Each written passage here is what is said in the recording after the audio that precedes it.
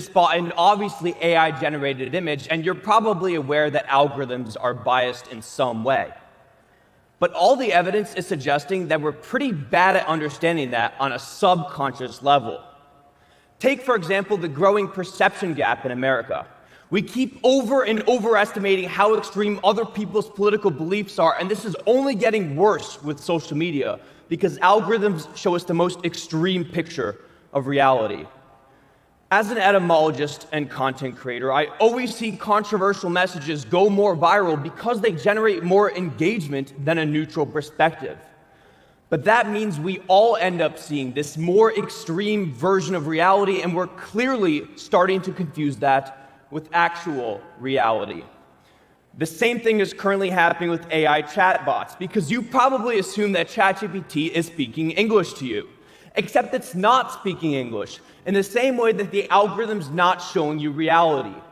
There are always distortions depending on what goes into the model and how it's trained.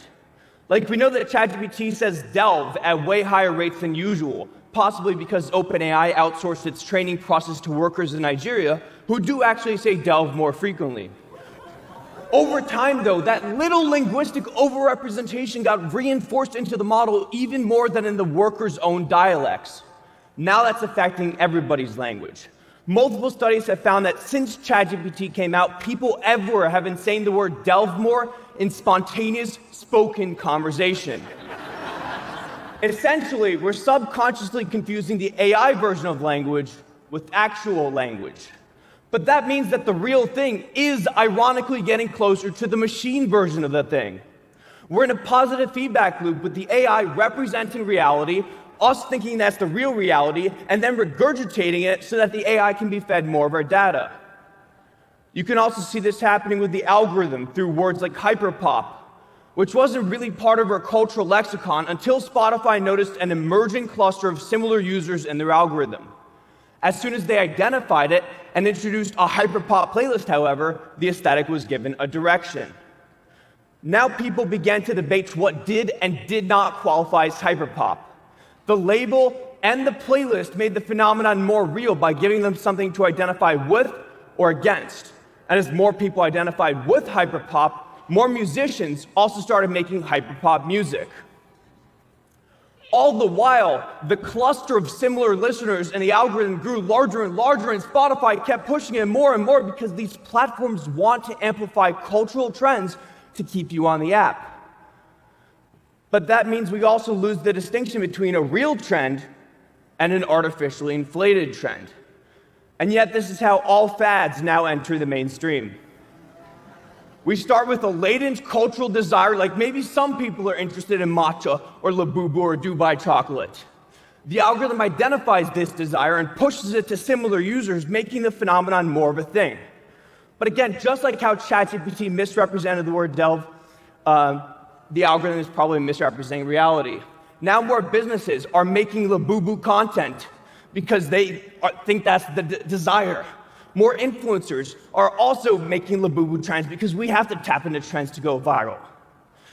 And yet, the algorithm is only showing you the visually provocative items that work in the video format. TikTok has a limited idea of who you are as a user, and there's no way that matches up with your complex desires as a human being, so we have a biased input. And that's assuming that social media is trying to faithfully represent reality, which it isn't. Instead, it's only trying to do what's going to make money for them.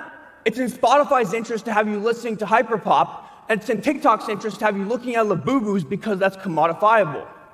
So once again, we have this difference between reality and the representation of reality, where they're actually constantly influencing one another. But it's incredibly dangerous to ignore that distinction because this goes beyond our language and our consumptive behaviors. This affects the world we see as possible.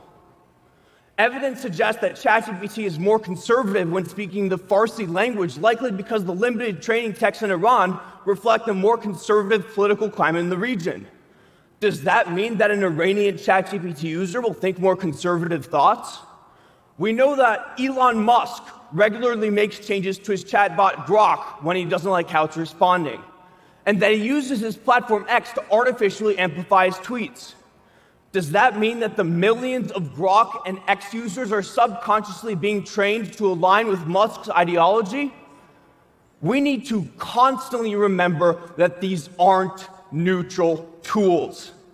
Everything that ends up in your social media feed or in your chatbot responses is actually filtered through many layers of what's good for the platform, what makes money, and what conforms to the platform's incorrect idea about who you are. When we ignore this, we view reality through a constant survivorship bias, which affects our understanding of the world. After all, if you're talking more like ChatGPT, you're probably thinking more like ChatGPT as well, or TikTok, or Spotify, but you can